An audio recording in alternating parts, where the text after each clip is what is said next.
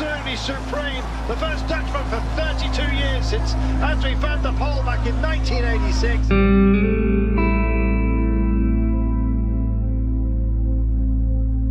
Niki Terpstra getting roared on here. The crowd very familiar with the Quick-Step Floors livery. But it's a Dutchman within their number, and if he comes home, it'll be the first Dutchman for 32 years to win this race, Sean. That's an amazing time gap. He's Wout van Aert has just done a big old turn.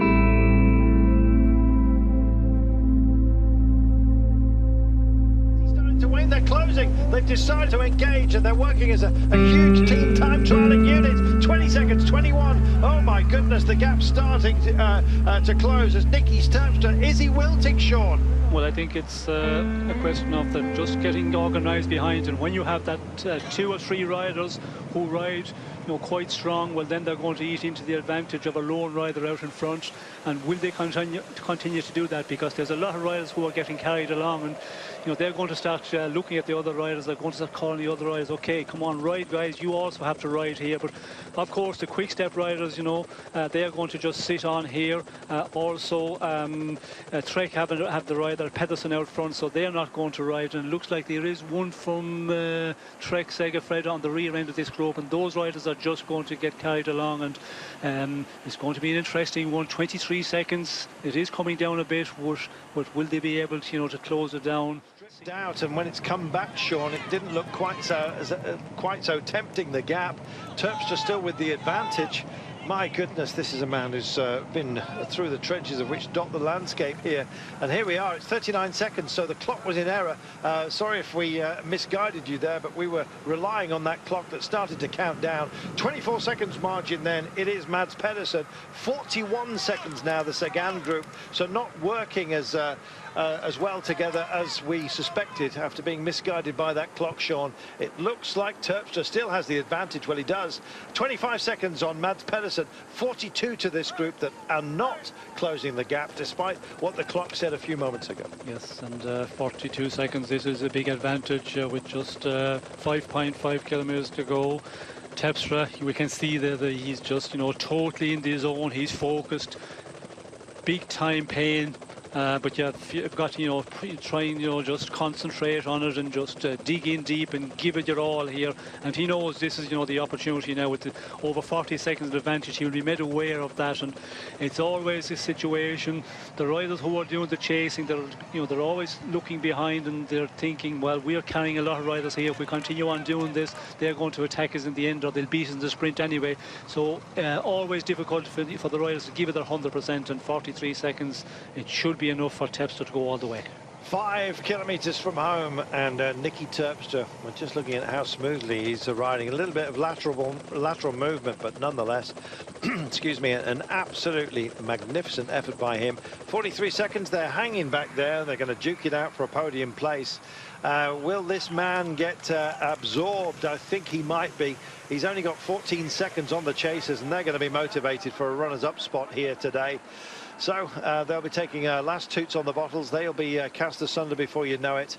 And here we are. This is Sagan saying, do what you want. You're not going to ride me to the line, I'm afraid. Sagan would rather live to fight another day than basically work for anybody else, Sean. He's been in this scenario, you have yourself, so many times. And Sagan has quite often just put his hands up and say, no, I'm not going to go. Well, he's trying to get the other riders who need to ride, who haven't got, say, a team out in front. They have no reason not to ride here, and that's what he's trying to do, get all to contribution. 40 seconds, they're not doing it at the moment. 4.2 from home, and unless something absolutely tragic happens to this man, he's going to make it. 4 to go from home, and Niki Terpstra, who bridged over to a feisty breakaway, one of whom is still up the road. He's in no man's land. Mads Pedersen, the Danish champion of Trek Segafredo, and then the Peter Sagan group, that's the Greg Van Avermaet group. That's got so much talent within it, but they have been beaten today by a man on stellar form. Niki Terpstra. Take nothing away from Mads Pedersen, but I think he'll be caught on the approach. There's the gap. between Pedersen and the Sagan group. Sagan not going to be anyone's fool in a race like this. He knows, I think, that he can't win it, and so he certainly doesn't want to guide anyone else for a podium place. He'll sit in here. He'd rather have third than nothing, quite frankly, and let's see if that's the case. Just a shake out of the legs here by Michael Valgren sitting on the back. That's Oliver Naesen, who's been on the deck as the Belgian champion, sitting just in front of him. They're teeing themselves up for a sprint, Sean, and I think it's going to be for a podium place at best, because Niki Terpstra looks like he's going to wrap this one up and give himself an Easter present. Yes, it looks very much the case that when they do just catch up here with Pedersen, who is just really suffering here. He's been out for a long time. We can see, he's going to be pulled back by this group, and it's going to be a fight now for the second, third place on the podium, and it's going to be an interesting final. Terpstra, of course, he finished third last year, and he was also on the podium in 2015 where he finished second behind Christoph. So he's been there or thereabouts in this race on a number of times, and yes, looks like he's going to take the top step of podium today. 3Ks from home, the 2 next time by, then the Flamme Rouge, and then he's going to start to believe. I'm not sure he's going to get off the bike and carry it over the line like Philippe Gilbert does, but he will celebrate in his own way. I'm afraid the man who looks like a broken man right now is Mads Pedersen. Stranger things have happened. He might just pick it up, but only 19 seconds he holds over this group, including Peter Sagan, who's refused to chase on, which would essentially just damage himself and allow others to take advantage of him late on. I guess that's almost the target of the rainbow jersey. They used to say it was a curse for that very reason, Sean. You were badged up as being a threat, and everyone, I'm afraid, just attacked you, wouldn't work with you. Well, I think when you have the rainbow jersey, of course, everybody's going to look at you, and it is a difficult one. A lot of riders, suffered when they were world champion, but Sagan, I think the form not as good as we've seen in the past. We've seen him, much more explosive on those climbs. Although today he showed a bit.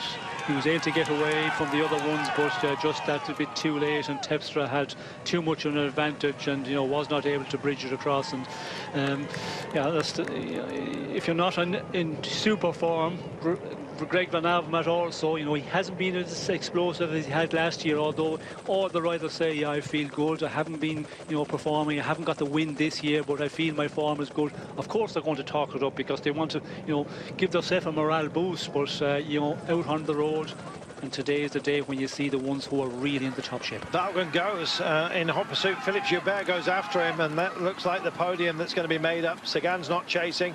Van Avermaet doesn't want to chase, and Van Mark decides he wants at least a top 5. He's going to drag out Van Aert will sit on his wheel, the cyclocross champion.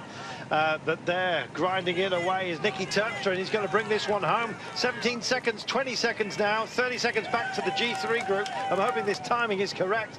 If he ties up Terpstra, he could still get caught. 1,300 meters only. It's going to be very narrow. I think he's going to have to just drive it across the line, but should get there. There is the Flamme Rouge for him, Sean. It's been a supreme effort by Terpstra. Is he going to carry it? And if he does, what margin? Well, I think he is going to carry it, and he's not going to be worried about the margin as long as he just gets over the line in that first position, and we can see there the advantage. I think it's going to be enough. And Terpstra, of course, he is looking still quite good on the bike. If you were really suffering at this point, there'd be a lot of the shoulders rocking, you'd be moving a lot of the bike, but he's sitting there and just powering that big gear along. Yeah, doing a great job of it as well. Niki Terpstra is heading for home. He's into the hoarded sections right now, and he's going to hear the cheer of the crowd welcoming him in. What an absolutely supreme effort he put in. He bridged over to the breakaway. It started to break down behind them, as you can see. That looks like Gilbert wants to get on the podium as well. That, I'm afraid, looks like Heartbreak Hotel for Mads Pedersen. It looks like he may well get caught right at the very last.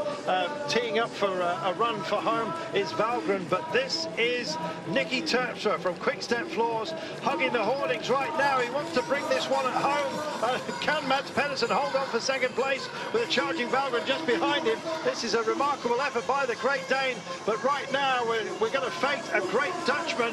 Here he comes.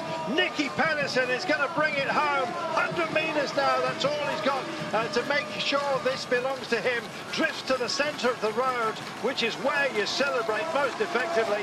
Everybody take a look at this man. He has delivered. Niki Terpstra, absolutely supreme. The first Dutchman for 32 years since Adrie van der Poel back in 1986. He has made it, and so has this man. It gives me great pleasure to say second place on the day, Mads Pedersen, absolutely superb. And who else but defending champion Philippe Gilbert wraps it up, gives themselves a present. Quick step floors it is that dominate yet again. Valgren crosses the line, coming home Greg Van Avermaet with Peter Sagan and the rest of that quality bunch. But there we are, the Belgian team has handed it to a Dutchman within their ranks. Quick step floors have delivered in the hands of Niki Terpstra. What about that? Yes, what a performance, and you know, to ride and just hold off the group. And we could see there was quite a lot of action. You know, there was riders riding quite a lot together, but he still just held on there, and in the final just had enough to hold on for the big three. Pedersen also, chapeau, but he's been out there for a long time, and I think he deserved to get his second place because he took it up very, very early. And Philippe Gilbert rounding off the podium. Quick step once again, the dominant team. Wow, Damar just pushing the bike over the line there to finish in front of Alexander Kristoff, the European champion. Some great names all over the countryside here, left in the wake of this man. Great winner, Sean. Yes, well, he's a proven rider. You know, same situation in Paris-Roubaix, just went out there on his own and got the advantage and held on to win. And he's been doing it over the last number of weeks. He's showed that he is in excellent form, and again today producing the result. Nonetheless, we beat Gilbert that day in Gaudin. Took the E3, indeed beat Gilbert again, and Greg Van Avermaet, Nason and Benoot in his wake. And today he just left everybody behind. It was absolutely superb. The way he bridged to the breakaway, threaded his way through them on a climb, Sean, and then just hit out for glory.